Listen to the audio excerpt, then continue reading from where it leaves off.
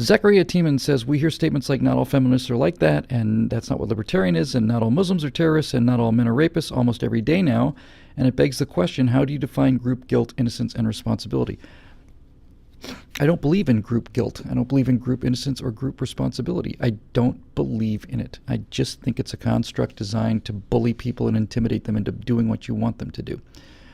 I do not believe in group guilt or responsibility, which is why I do not believe in social justice. I do believe in justice. I believe very strongly in justice. Everything I do in this world is designed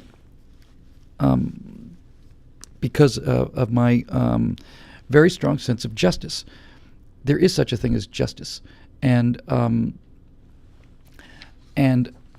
justice needs to be enforced. And there have been tremendous injustices in the world, but those are acts of individuals against other individuals. Hitler was an individual, and he committed murder against millions of individuals, for which he is responsible. And so did all the rest of the minions out there. They're individuals who committed crimes against other individuals. Does that mean that everybody who was a member of the Nazi Party needs to be punished for genocide? Categorically not. And this is my entire point. Now, a lot of people knew that something was going on, and some of them knew that nothing was going on, and a few of them knew if everything was going on. But the fact is, not everybody was equally guilty, and they don't bear equal responsibility just because they were all Nazis. There's no such thing as a group guilt there. Same thing for Confederates, same thing for any demonized group. You know, it's just around you go. There were Japanese officers who beheaded people in China. I can make the case with a fair amount of ease that samurai swords killed more people in World War II than atomic bombs did. And those officers were war criminals, but at the same time there were millions of Japanese farmers and tradesmen and wives, and they were just perfectly sweet people who wanted nothing to do with any of this stuff. So I think this is really where the whole basis of our philosophy is, right? We believe in individuals. And if you are a member of any of these groups, it doesn't matter. And I kind of, I understand why people push back against this, because whenever there's a shooter, the first thing they want to do is make him a Republican. See, we got to ban guns and Republicans. Most of the time they're progressives, but it doesn't matter. It doesn't matter that this guy was a progressive. He could have been Barack Obama's campaign manager, and he shoots up a school and kills 30 people. That's not the point. If he shot up 30 people, he's nuts. Doesn't matter what he was before he shot up 30 people. He's nuts. And it's up to him. He doesn't, because otherwise the whole thing becomes a giant false flag kind of thing, right? Oh, well, we got to get somebody to shoot up a school and have him be a Republican. That way we can ban Republicans. People think this way. Antonio Cunningham used a term, social justice. I talked about I don't believe in social justice, and I don't believe in these social justice warriors. Social justice warriors are a bunch of people with no achievements in their world whatsoever, who've never gotten a gold star for anything, and are bound and determined to excel at something, and what they're going to excel at is unearned moral superiority. They're going to show everybody how incredibly outraged they are, and also how incredibly, unbelievably, really, you could almost say divinely sensitive they are, and committed. They're going to hold up a sign for hours if that's what it takes, with no risk to themselves of any kind whatsoever, to show everybody else just how much better they are than you, because they care about things. They care about things, and their policies make these things worse. They're horrible people, and they need to be called out on. Social justice warriors are fascists and Nazis who are trying to tell other people what to do, and the reason they're trying to do it is because they want the warm, fuzzy feeling of feeling better than other people, and they also want to be able to tell other people what to do because they can't get power on their own. Any other questions?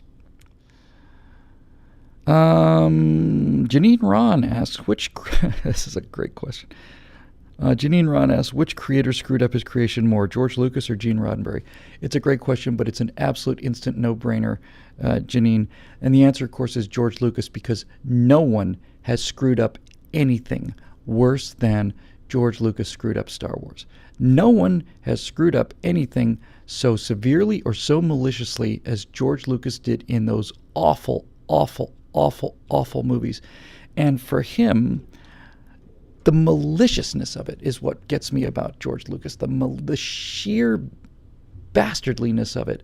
And I think the great example of this is when he does, because he wrote this crud. And finally, at the very, very, very end, it's the climactic 60 seconds of 3 movies worth of computer-generated pablum. And the whole final scene is Darth Vader staggering off of his thing exactly like Frankenstein with the big Frankenstein steps and walking forward and then fighting it. No, Lord Vader, she died in childbirth. You killed her. No. Okay, that's so awful, but that's not the point. It's so awful, and he was mocked for it so much that he then went in and overdubbed that no. Wasn't it into when Luke fell down the chute in Empire Strikes Back? He put it in there just to screw people. How dare you criticize me? And this business of going back and re-editing things so that Greedo shot first. Han shot first, and the reason Han shot first was because if Han had shot second, he'd be dead. Han shot first because Han was about to be killed by this guy, and he knew it, and Greedo knew it, and everybody around knew it, and that's why the cops weren't called, and that's why there's nothing to see here, because everybody knew that Greedo was about to kill him, take him back to Boba Fett and be killed, and Han didn't want to be killed, so he shot him. That's what I would have done. Greedo had a gun leveled on him, didn't he? I kind of think he did. You know what they say, Greedo? My dad told me this. You ever pull a gun on somebody, you better shoot him right away, because if you just sit there with a gun on somebody, they're going to kill you if they can.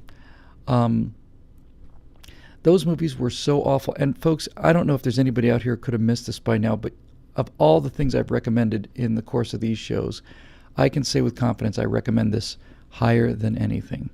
If you have not seen them yet, you need to look up I think it's Red Letter Media, not Red State Media. Let me just double check this because this is worth the time and effort, believe me.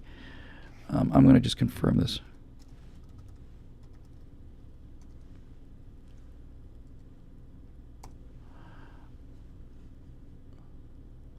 Yep.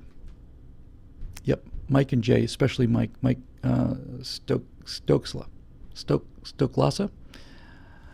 So go to redlettermedia.com if you haven't been there before and look at his 9-part destruction of the Phantom Menace, which is not only the most hilarious thing I've ever seen on the web, it is also the most insightful thing I've ever seen on the web. This guy is a genius. He does it all as a perverted old man named Mr. Plinkett.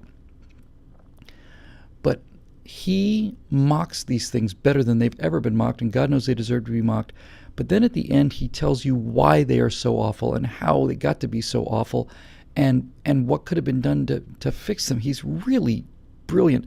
And then he did another 9 or 10-parter or 11-parter on Attack of the Clones. Then he did another 11-parter or 9-parter on Revenge of the Jedi. Is it Revenge of the Sith? Who knows? I don't even remember the name of the last one. They're so good. If you've just had a vague, unfocused feeling knowing that you hated the movies, you didn't even know why you hated them, believe me, Red Letter Media's analysis of these movies will remind you why you hated them and show you all the subliminal, subconscious reasons for why you hated them. It's incredible. It's absolutely, I think it's the greatest work on the web. I really mean it. I think it's absolutely the most epic thing I've ever seen. I cannot speak highly of it enough.